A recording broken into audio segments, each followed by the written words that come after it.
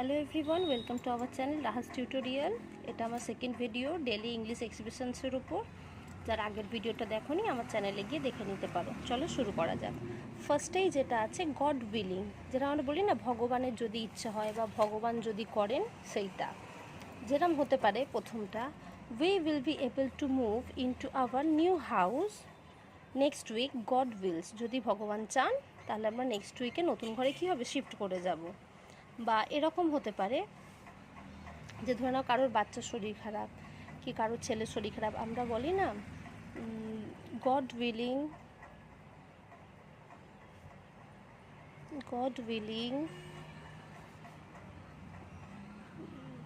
your son will get soon, your son will get soon, তাড়াতাড়ি তোমার ছেলে কি তাড়াতাড়ি ভালো হয়ে যাবে, will get soon। বা হতে পারে ধরে নাও কারো কিছু খারাপ সময় চলছে কি আমরা বলি না যে ভগবান যদি চান তাহলে তোমাদের তাতেই সব কিছু ঠিক হয়ে যাবে, সব কিছু ঠিক হয়ে যাবে, ভগবান যদি চান সব কিছু ঠিক হয়ে যাবে। God willing everything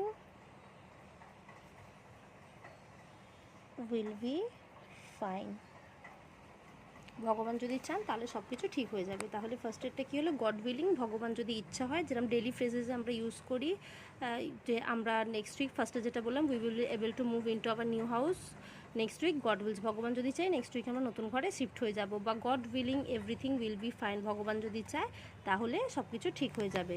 এবার সেকেন্ডটা হচ্ছে মেক শিওর, মানে নিশ্চিত করো বা করা। যেরকম আমরা বলি যে please make sure that your assignment is done, তাহলে তুমি মেক শিওর হয়ে যাও বা নিশ্চিত করো যেন তোমার এই অ্যাসাইনমেন্টটা, ধরে নাও কাউকে অ্যাসাইনমেন্ট দিয়েছো যে 1 ঘন্টার মধ্যে ঠিক করতে হবে, তাকে কি সতর্ককরণের জন্য যা আমরা বলি যে মেক শিওর করো যেন নেক্সট তোমার এই অ্যাসাইনমেন্টটা কমপ্লিট হয়ে যায়। বা এরকম ধরে নাও বাবা মা বাড়িতে যাচ্ছে, মানে কোথাও বাইরে গেছে, যে তুমি ধরে নাও বাইরে যাও, বাবা মা বলে না যে যাবার সময় খেয়াল রেখো যে যেন তুমি দরজাটা ঠিকঠাক বন্ধ করেছো। যেমন make sure to lock the door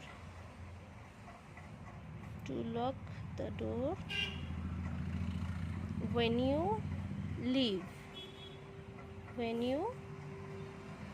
leave বা when you go outও বলতে পারো, যে যখন আমরা বলি না যে বাইরে যাওয়ার সময় দরজাটা তালা দিতে ভুলবে না, যেমন বলা হয় তো বাবা মায়েরা যাওয়ার সময় বলে তো, যেরকম make sure to lock the door when you leave বা when you go out, দুটোই বলতে পারে।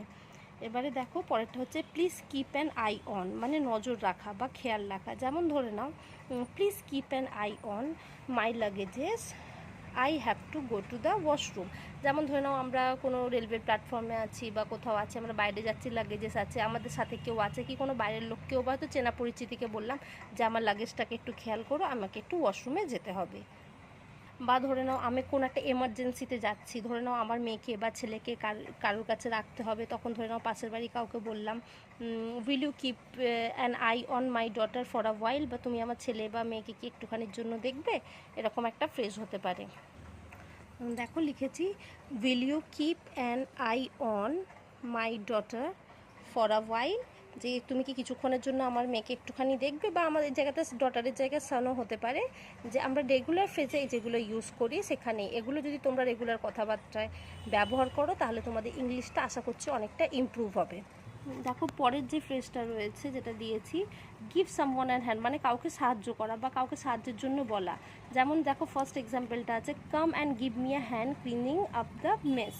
ধরে নাও আমি আমার হাজব্যান্ডকে অনেক সময় বলি, ধরে নাও বাড়িতে অনেক বাচ্চারা এসেছে খেলতে, ধরে নাও স্বাভাবিক বাচ্চারা খেললে ঘরটা পুরো ঘেঁটে যায়, যেমন আমি পরিষ্কার করার সময় বলি please come and give me a hand cleaning up the mess, যে আমাকে একটু এই যে ঘাঁটাঘুটি হয়েছে, যে নোংরাগুলো হয়ে গেছে, আমাকে তুমি সাহায্য করো। বা অনেক সময় হয় যে ধরে নাও কোনো জিনিস সরাতে হবে, কোনো ফার্নিচার সরাতে হবে, তখন বলি না কাউকে যে আমাকে একটু এটা সরাতে সাহায্য করবে, ধরে নাও এইভাবে তোমরা বলতে পারো could you please give me a hand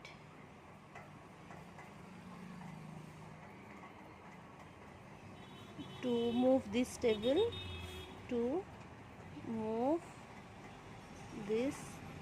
তাহলে আমাকে টেবিলটা সরাতে কি একটু সাহায্য করবে, এটাও একটা ফ্রেজ হতে পারে। আচ্ছা, যাদের আমার ভিডিও ভালো লাগছে প্লিজ তোমরা সাবস্ক্রাইব করো, বন্ধুদের সঙ্গে শেয়ার করো আর লাইক করো, আর আমাকে প্লিজ সাপোর্ট করো। চলো নেক্সটে যাচ্ছি। আই অ্যাম ফেড আপ বা টায়ার্ড অফ উইথ ইউ।